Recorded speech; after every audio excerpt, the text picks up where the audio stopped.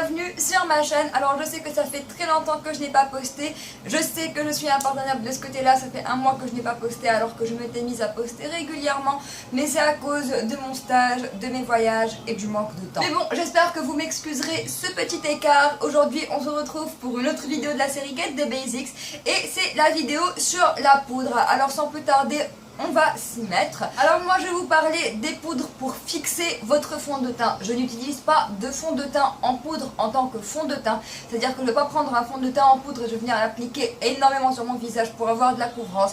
Je ne pense pas que qui que ce soit devrait faire ça parce que ça marque les pores, c'est cakey, c'est pas joli, ça ne tient pas plus que ça, croyez-moi.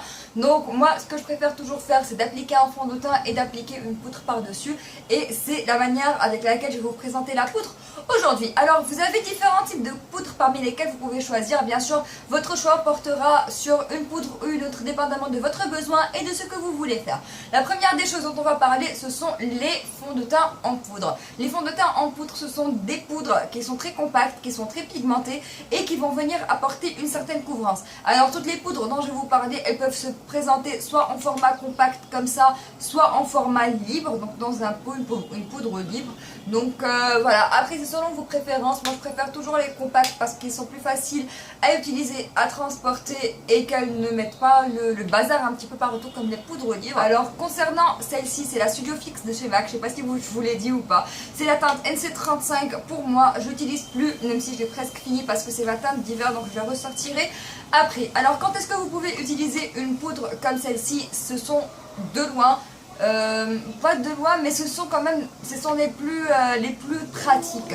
Pourquoi? Parce que premièrement, si par exemple vous avez un teint qui n'a pas beaucoup d'imperfections, que vous avez juste besoin d'un maximum d'unification et que vous voulez porter des fonds de teint qui sont très légers, vous pouvez porter un fond de teint qui est très léger et ces poudres là, quand vous allez venir fixer votre fond de teint avec, vont vous apporter ce surplus d'unification et ce surplus de couvrance, juste un chouïa, un tout petit peu, dont vous pourriez avoir besoin sans que les choses aient l'air trop cakey, et ça va vous assurer une très bonne couvrance avec le minimum de produits possible, ce qui bien sûr fera tenir votre maquillage plus longtemps. Aussi ce type de poudre là va vous permettre d'améliorer un petit peu la couleur de votre fond de teint. Je le fais très souvent avec celle-ci, c'est à dire que si vous avez un fond de teint qui est plus clair ou plus foncé que votre couleur naturelle de peau, si vous avez une poudre qui est exactement de la même couleur que votre carnation, elle va vous aider à corriger ça. Bon, bien sûr, si vous avez un fond de teint qui est trois teintes plus claires ou 3 teintes plus foncées que votre teint naturel de peau,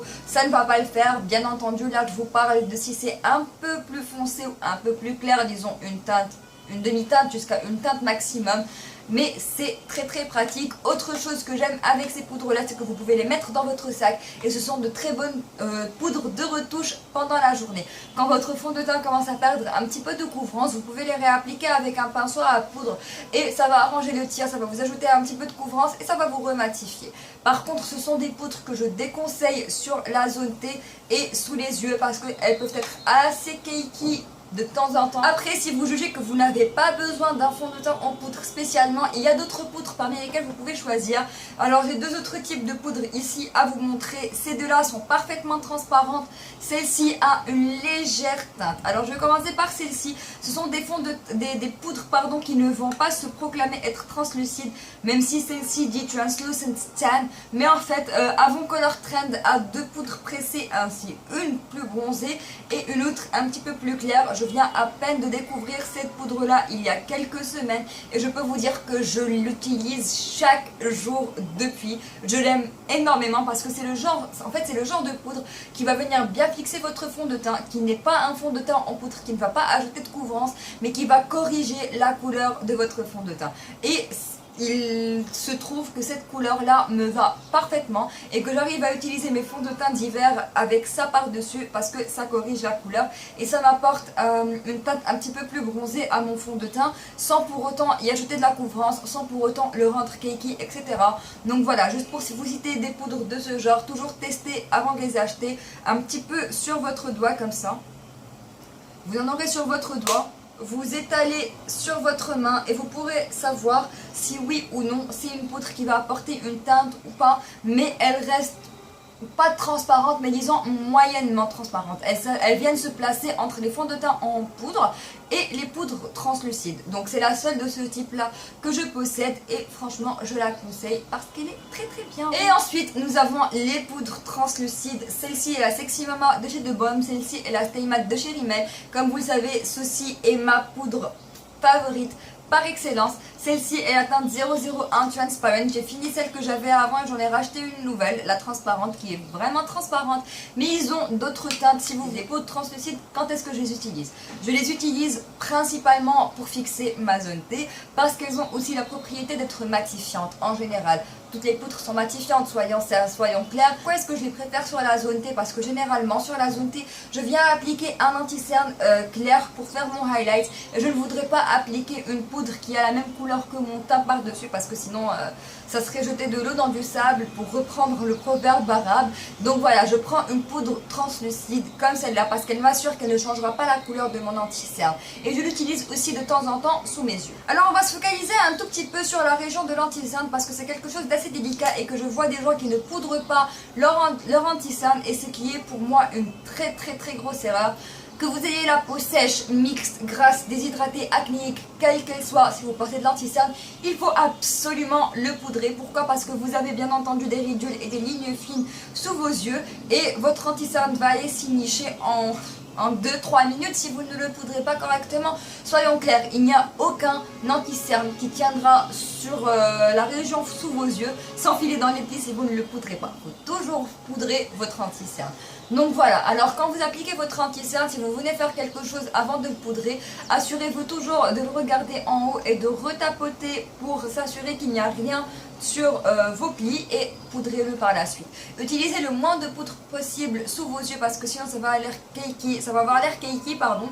Et c'est une zone qui reste quand même assez sèche, donc si vous la poudrez trop, ça va être encore plus sec. Donc une petite pointe de poudre et vous poudrez. Bien sûr, comme vous le savez, il faut appliquer un anti-cerne qui est un petit peu plus clair, une teinte et demie que votre fond de teint. Donc ne venez pas appliquer une poudre, comme je vous l'ai dit, qui va être la même pour tout votre visage. Prenez quelque chose qui a soit la couleur de votre anti-cerne, pas de fond de teint en poudre s'il vous plaît, soit une poudre transparente qui va garder la couleur véritable de l'anti-cerne. Donc voilà, maintenant je vais vous donner juste quelques petites astuces, quelques petits conseils que vous pourriez utiliser pour vos poudres. Alors la première des choses, c'est que si vous ne voulez pas poudrer tout votre teint, si par exemple vous avez la peau sèche, si vous avez la peau déshydratée ou des patchs secs que vous ne voulez pas poudrer, vous n'êtes pas obligé de poudrer. Les seuls endroits que vous êtes obligé de poudrer, encore une fois, c'est sous vos yeux et là où vous aurez des rides d'expression. Par exemple, comme la ride d'expression que j'ai sur le front, les coins de votre bouche, les arêtes de vos nez, etc.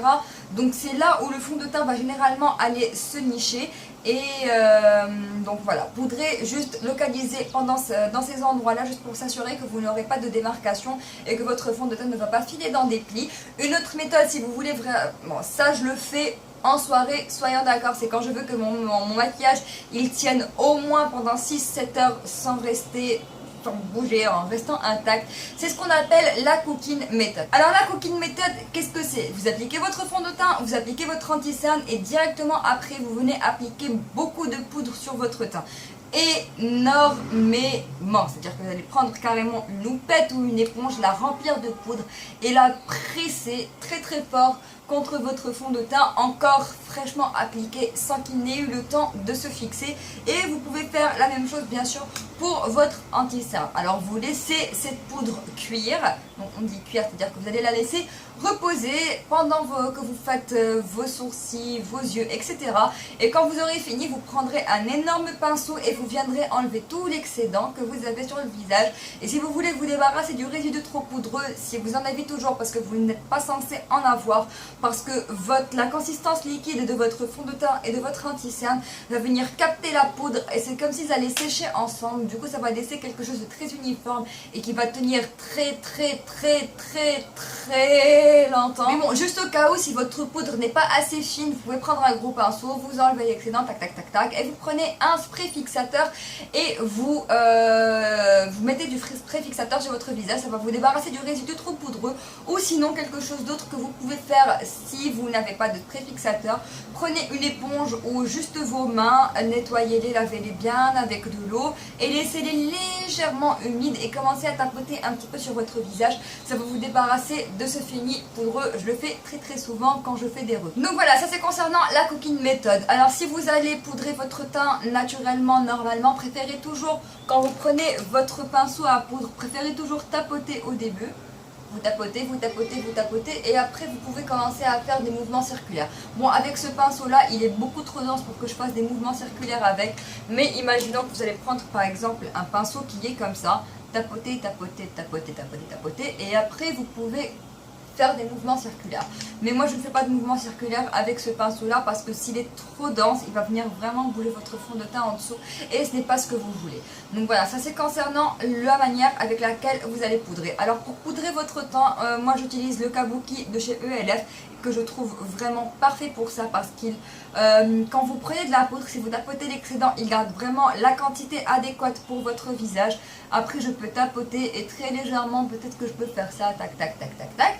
Et concernant votre anti-cerne, préférez toujours quelque chose qui a un bout pointu. Alors que ça c'est le contour brush de chez Real Techniques. Vous pouvez vraiment aller dans le coin interne avec ça facilement et poudrer. Ou sinon quelque chose, bon ça c'est un bourron et ça c'est un bout qui est assez pointu, celui-ci est le blush brush de chez ELF. Et bien sûr si ça va dans les coins internes, c'est parfait pour votre anti-cerne. Et voilà les filles, la vidéo sur la poudre touche à sa fin. J'espère qu'elle vous a été utile et que vous aurez pu un petit peu vous localiser si jamais vous étiez perdu. En tout cas j'espère pas. Donc voilà, je vous fais de très gros bisous mes beautés et je vous dis à très bientôt. N'oubliez pas de liker si vous l'avez aimé et à bientôt. Mouah. Bye.